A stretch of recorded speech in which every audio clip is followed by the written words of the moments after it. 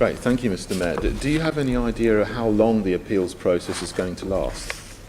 Good question. So it's a question I've asked as well. So my understanding is it could go on for a number of years. Let me tell you why. The appellant goes to the magistrates' court, and depending on the decision, the losing party could appeal to the next court up. And the reason why I said a number of years, because if you think about it, there are 4 tiers.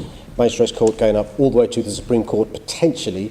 So before all the appeals are exhausted, because obviously there's a delay to get a case heard before a court. So the best guesstimate I've been given is it could take a number of years. But I would be surprised if we didn't have the first hearing in the early part of next year. Yeah, I understand that's the law, so there's nothing you can do about that. But you decided with TfL not to renew their licence on the basis of safety concerns, and one of the things was raised by one of your own police commissioners, Inspector Billany, who spoke of Uber in some cases referring allegations of serious criminal cases to TfL rather than the police. Have you put in any process to make sure that that doesn't happen again, and that if there is a serious case, particularly allegations of sexual offences, that will be dealt with by the police immediately rather than going through a period of months where potentially nothing is done? If you're a Londoner, if you're a consumer of private hire vehicles in London, and told the reason for a licence not being renewed is safety and security, I understand your concern. You want reassurance that the minicab, the Uber, is going to be safe and secure. The good news is we've invested in additional compliance officers. We now have more than 300 compliance officers. We could quadruple the number of officers we had. They understand they've got to make sure they're doing their bit to keep Londoners safe. People who use Ubers, minicabs and taxis safe. They understand the reasons that TfL gave for not renewing the licence. Similarly, Uber are under no misunderstanding, as indeed all private hire operators are. If there's reports of incidents to them, they need to report it to the police and not simply keep it to themselves or just report it to TfL. TfL have made that quite clear, and it's important. Any private hire operator, if there's an allegation made to them, they report it to the police, who are the appropriate authorities. Okay, thanks. In the summer, there was a report of 13,000 Uber drivers that hadn't had proper DBS checks. How is TfL progressing in making sure that those 13,000 drivers actually do get proper DBS criminal record checks through TfL to make sure that there's no issue with criminality? So if you recall, previously it was possible to get a DBS check from a number of different private companies. TfL said no, we want reassurance, and so you've got to use this one authorised company. There was some short period of time given to allow these drivers to be checked with the proper authorities.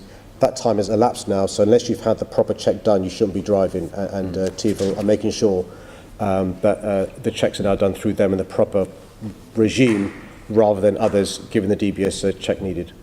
Can you tell me how many drivers there are who are registered with Uber as the operator? I hear figures 40,000, 50,000, but I don't know an exact figure. Do you have the figure used by Uber, as I understand, is 40,000 drivers registered with Uber. But don't forget, you can be a driver with more than one private hire operator. So it's perfectly possible for you as a minicab driver to drive for a minicab firm in your town centre, but also be an Uber registered driver as well. But the figure used by Uber was 40,000, if you remember, in the various press releases they put out. Okay. Now, the principle of private hire is that you have to stop and plan a route. It's different to if you're a taxi driver who's done the knowledge. And so there's an issue with drivers receiving information when they're on the move. And that can lead to safety concerns, obviously, if someone is taking a job when they're not stationary.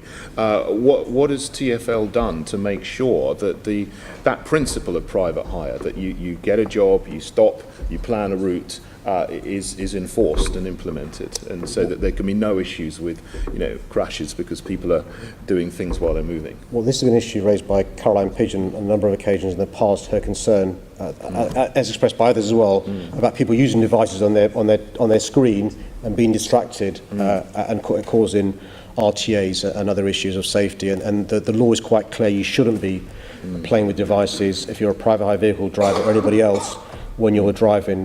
These devices, should be used when you're stationary. And I'm happy to refer you to previous answer I've given to Caroline Pigeon about this, but it is a legitimate concern that many people have about the fact that if you're not done the knowledge and you're relying upon a sat-nav device, during the course of driving, you could either be receiving a call if you're an app-operated private hire vehicle driver, or using the sat-nav to get from A to B, and the law is quite clear. You mustn't do that. If you do that, not only are you breaking the law, but you're taking a risk with your personal safety and the safety of others. Indeed. One of the things you mentioned in your taxi and private hire action plan is possible fleet insurance for, the private hire drivers need proper hire and reward insurance, and there have been issues in the past of drivers not having that in some cases. How are your plans progressing, or do you have any plans to make sure that big companies like Uber have fleet insurance rather than just individual drivers having? Well, you'll be aware that's another issue for which we've been taken to court by Uber in relation to our plans to level up the quality of private hire vehicles, and I'm not sure when that case is reaching court, but I'm told I had a meeting with Sir Member Bacon about this a few weeks ago because of representations made by private hire vehicle drivers. I think it's April, but I'm happy to be corrected. Around April-ish is that court case, but there's lots of court cases going on which Uber have a role to play in. Very good. Thank you, Mr. Mayor.